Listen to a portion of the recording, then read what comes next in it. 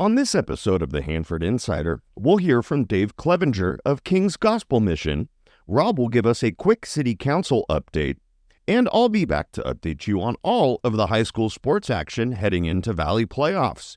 This is the Hanford Insider for Monday, February 12th.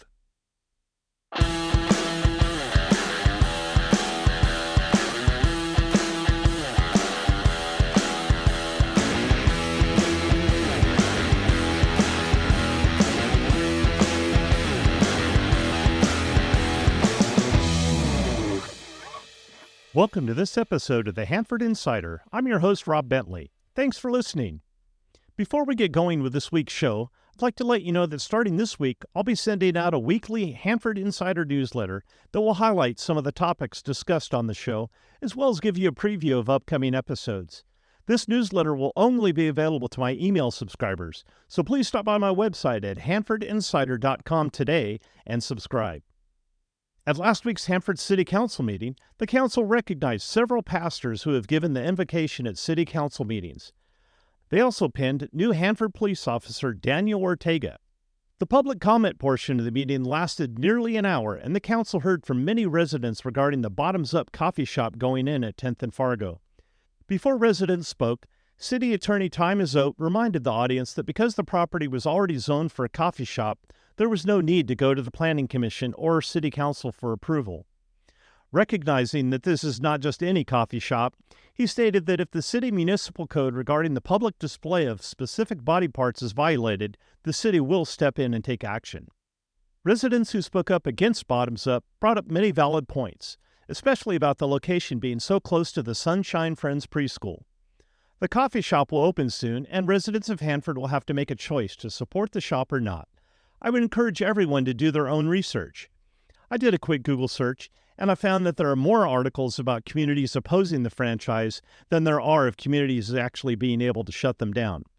Look up social media accounts and website for Bottoms Up Espresso and decide for yourself if that's the kind of business that you'll support. In other business, last month the City Council was faced with the difficult decision of raising water rates to meet expenses. At this meeting, there was a public hearing to look at the wastewater rates. Notice was given online, in the paper, and notices were sent along with utility bills about the hearing. Wastewater rates were last increased in 2011. An increase is needed to pay down debt. There's been a lot of equipment that's been needed to be upgraded over the last 5 to 10 years to meet the demands of our growing city. On March 1st, the average single-family residence wastewater rates will go up from $17.86 to $24.67, and an increase to around $34 each month over the next 5 years. 2 residents spoke in opposition to the rate increase, and there were only 12 written protests submitted. It would have taken 9,000 in order to stop the increase. And another public hearing was held to finalize the new mural regulations for downtown Hanford. The old mural regulations were vague and difficult to enforce. The new ordinance language makes it easier to apply for, design, and install appropriate murals in the downtown area. Finally, it was announced that Diane Sharp will be leaving Area C, and her last City Council meeting will be on April 2nd. The Council had the option of filling the vacancy by appointment, holding a special election at a cost of $150,000, or wait until the general election November 5th when that seat is already up for election. In the end, the council voted to leave the council seat vacant and not appoint someone because there seems to be some interest from the people running for city council in that area in November, and it does save the city $150,000. Those wishing to run for city council in the northeast corner of the city can begin their campaigns in July. To close the meeting, Councilman Martinez again brought up the need to make sure that the Longfield Center is being used to its fullest potential and that all equipment is functioning properly. The next Hanford City Council meeting is February 20th.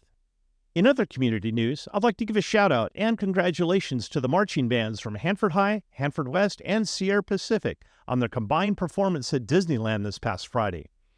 Speaking of bands, I'd also like to recognize the students from Woodrow Wilson and Pioneer for representing Hanford in the annual Tulare Kings Honor Band concert in Porterville on Saturday.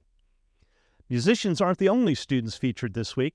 How about a big congratulations to these FFA students and administrator for representing Hanford in the Tulare Kings FFA section. Jesslyn Soto, Ramon Alcaraz, and Bailey Duter were recognized as regional proficiency champions. The Regional Star Administrator Award went to Mr. Bobby Peters. Selected as State Committee Chair was Morgan Carroll, and selected as State Subcommittee Chair was Darren Defteros. Congratulations to these outstanding future farmers of America's students and their teachers. Here are some things coming up on our community calendar.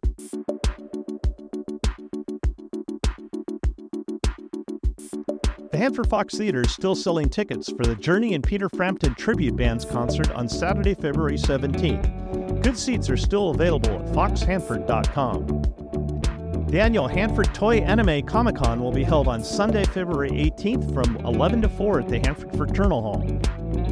Hanford High School will be presenting the Addams Family musical on February 29th through March 2nd at the Presentation Center. Tickets are available at the door. The Seroptimus Club is holding the Dream It, Be It conference for teenage girls on Saturday, March 2nd in the Hanford West High School cafeteria. Career Support for Girls gives girls the tools they need to achieve their education and career goals, empowering them to break cycles of poverty, violence, and abuse. Find out more about this event at sihanford.org. I'll be grabbing events as I see them on the Hanford Sentinel calendar and social media pages. If you have an event coming up and you'd like some help getting the word out, let's work together. Send your information to hanfordinsider@gmail.com.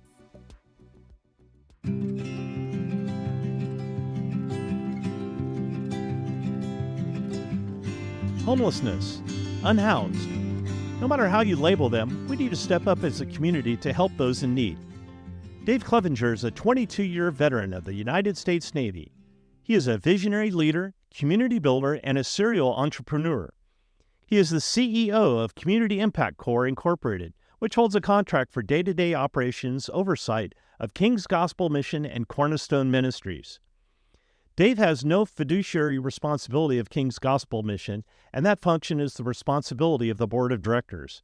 The contract enhances King's Gospel Mission in that the organization can focus on helping clients, and the overhead functions are managed by a capable contracted staff. Well, welcome to the show, Dave. Thanks, Rob. I appreciate the opportunity to talk with you. Dave, you are definitely an important figure in the community. You have a lot of support with the King's Gospel Mission. Before we get into some of the details of what is going on currently, can you give us a little bit of background on what happens with King's Gospel Mission and how it got its start? King's Gospel Mission got its start back in 2015 when a group of us sort of revived a nonprofit that was longstanding local here in the area that was having some trouble. And we started with 6 men in a recovery program to help them get out of homelessness and work through the challenges of homelessness. And we've grown over the last 8 years to include over 70 men and women in our daily activities here in Kings County, and are expanding in a lot of ways. I'm sure that some people have heard about with this South Hanford Triangle project. So I know you have other activities and projects that you're involved in. I know there's the recycling plant. There's the guys that go around and clean up downtown. Definitely a service to the community. Can you fill us in on some of those details? Kind of got to start back with the 3 real strong principles that we focus our time and energy on, because it colors what we do within the community, right?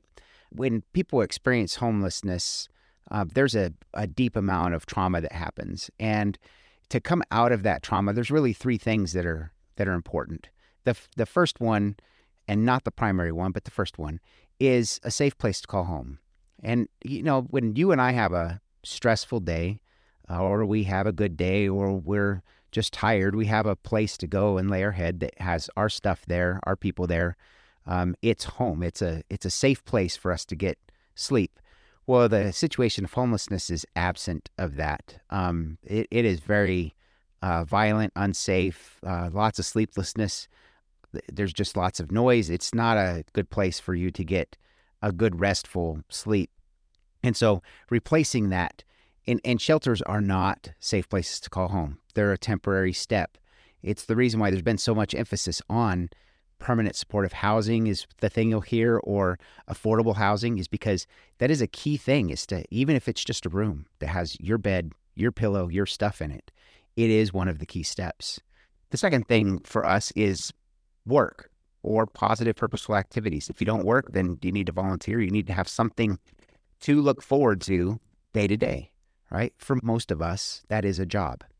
And so King's Gospel Mission is very interested in providing work opportunities for anybody who joins our crowd. And people are very diverse, right? It's the reason we have so many different various types of things, right? You can pick any subject. There's lots of variety. So finding a job for somebody or getting somebody in gainful employment is a difficult challenge. So you have to have a diverse offering of things that you do. Well, for us, we have cleaning, we have yard service, we have downtown thrift stores, we have recycling centers. We do a lot of work in various settings. A lot of our staff actually are former homeless folks, and they're really good at peer support intervention because they've lived that circumstance before. There's a shared experience there. So essentially, the second piece to this is find a job that somebody can do well, and then encourage them, remove barriers for them to be able to do that. And then the third thing is this supportive environment, shared experience, peer support, community environment. And the reason for that is, look, I've never experienced homelessness, right? I'm a retired military guy. I have deep shared experiences with my military experience. And the corollary there is, I served in Afghanistan for a year. I can bump into any Afghan vet anywhere. And we know the taste, the sights, the smells, the experience of it, right? We don't even have to have known each other over there, but we know the experience. It's the same with homelessness. So if you have somebody that successfully exited homelessness, now helping somebody who's currently stuck in homelessness, there's a deep bond, a deep shared experience there, and they help each other sort that out. So King's Gospel Mission really in the business of leveraging those three things: safe place to go home, a job or positive purposeful activity, and a shared experience, supportive environment. So, Dave, we don't have to look far to find people experiencing homelessness, people downtown, shopping centers, in our neighborhoods. What are some things that you think the community should know about your friends and others on the streets that are experiencing homelessness in Hanford and the surrounding area? How can we support them, and what types of problems do you see with them and things that they're experiencing? Okay, so look, let's dispel some myths right off the bat. The problem of homelessness is growing, right? And there are a lot of reasons why somebody becomes homeless. There's a very highly correlated reason, and the state is, and actually nationally, is recognizing that this is the major cause of it, and that's the cost of housing. It is pushing people into instability. There's lots of people that live 2 or 3 families deep to afford rents.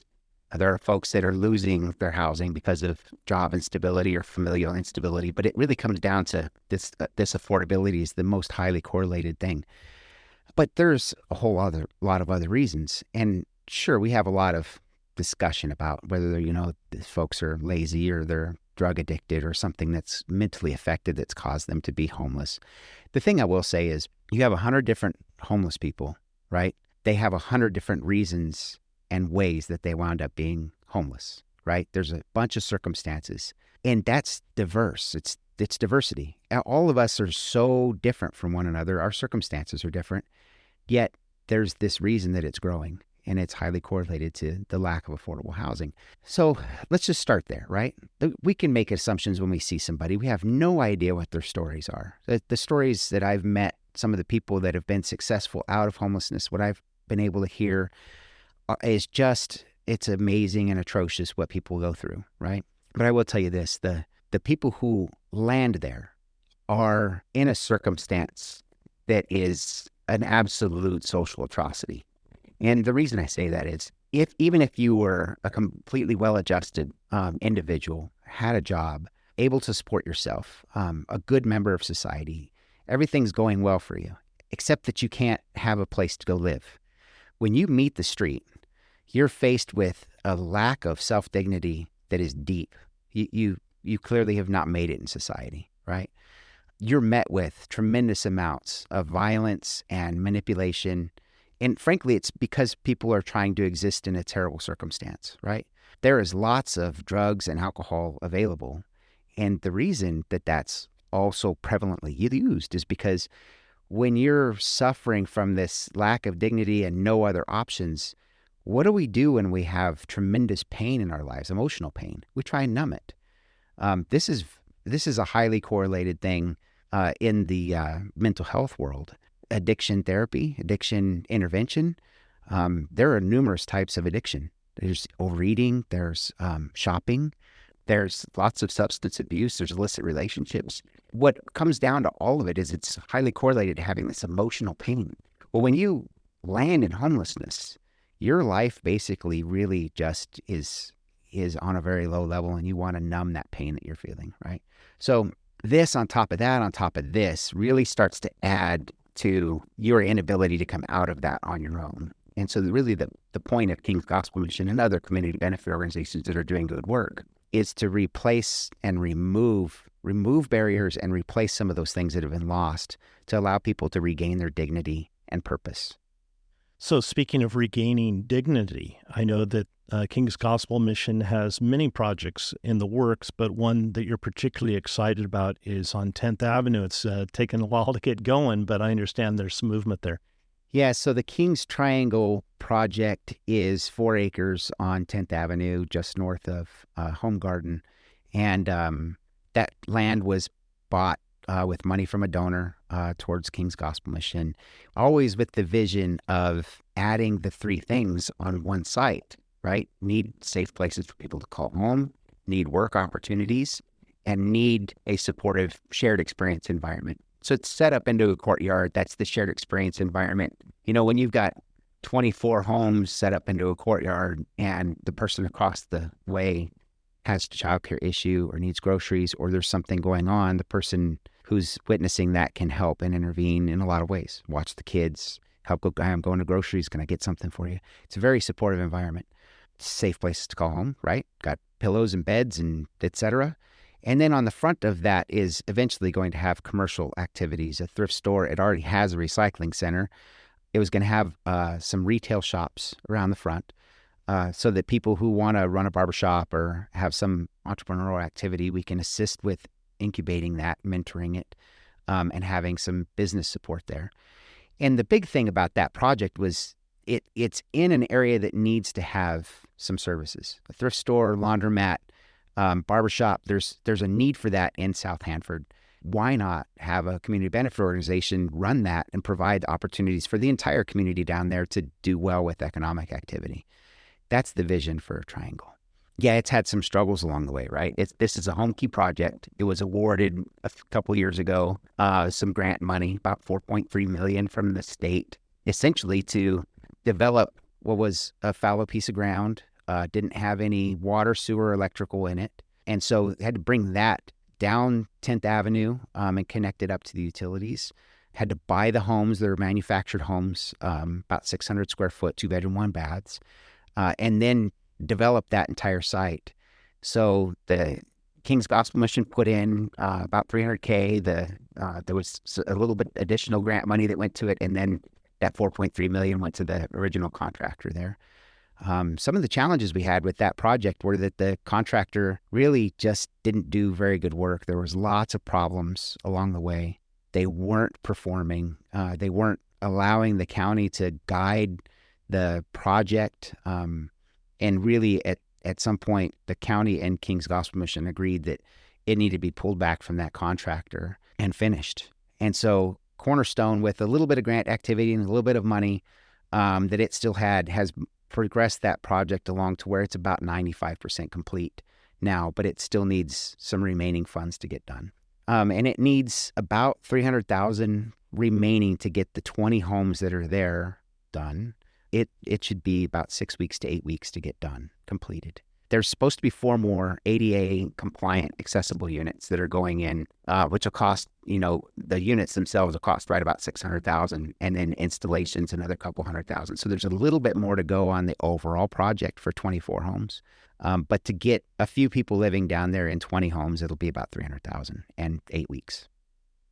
So we've mentioned several times that you have several projects in the works, and what What are some things that you'd like the community to know about? Maybe some things that are currently happening or things that you have in the works for the future? Yeah, great question. I appreciate that. The community at large here has the ability to give to King's Gospel Mission, and that giving allows us to grow. So, this is the thing. King's Gospel Mission has an open front door, right? We serve a lot of people. If we have a very narrow back door, there's a bottleneck there, right? This is the point of that project down there, is that by putting in more capacity for jobs and for housing and for supportive community, we're opening up our back door. So naturally, the people who are coming in the front door have an exit into stability. And what the community can do by giving to King's Gospel Mission is allow us to grow our back door, right? So these folks work. We have a strong work requirement. We only allow emergency shelter for 5 days. After that, you either got to work to keep your bed, or you got to pay to keep your bed. You got to be a part of the production of the facility, and that sustains King's Gospel Mission. The giving is what allows us to grow.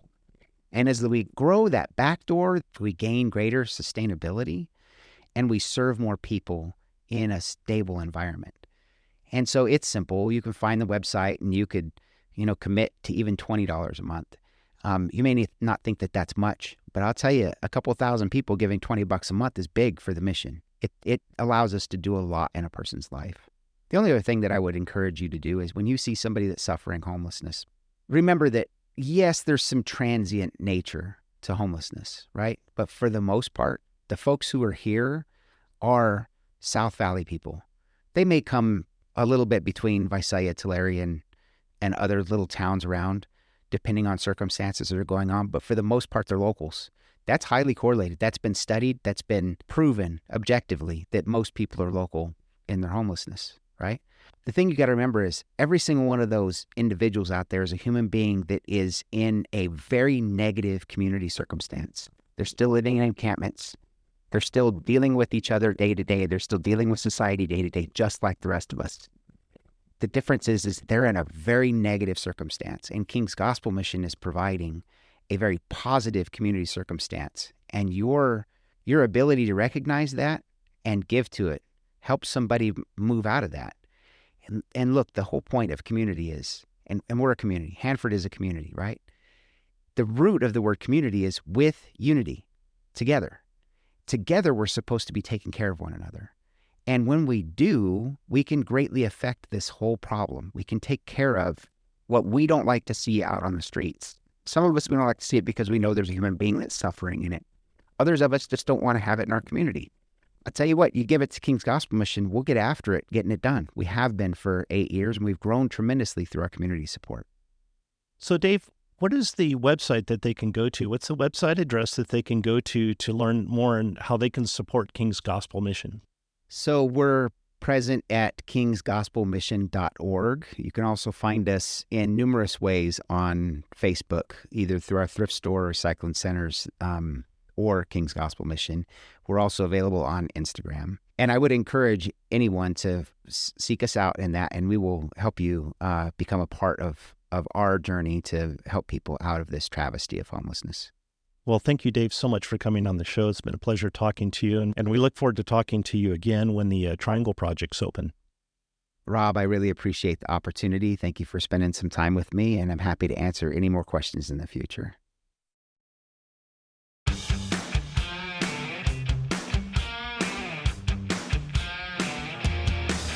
And now it's time for Hanford Insider Sports with Eric Bentley.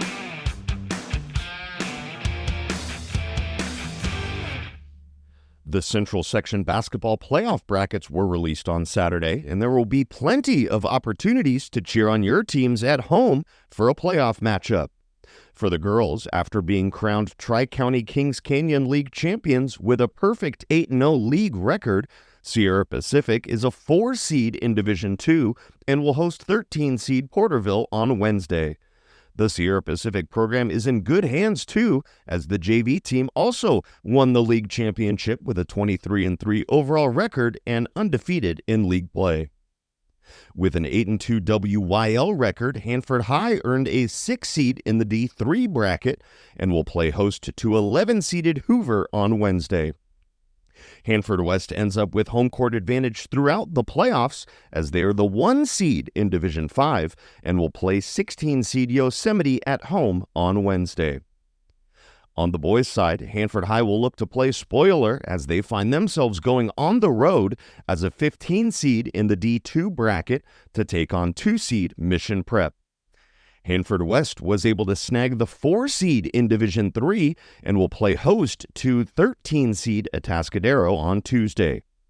Not too far behind the Huskies is Sierra Pacific as they are the 5 seed in Division 3 and will host 12-seed Fresno High on Tuesday.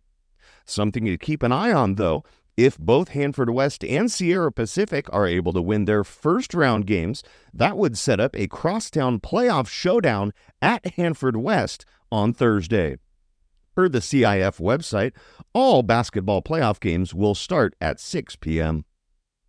In soccer action, playoff brackets were also released, and unfortunately, on the boys' side, Hanford West and Sierra Pacific saw their seasons come to a close without a playoff berth.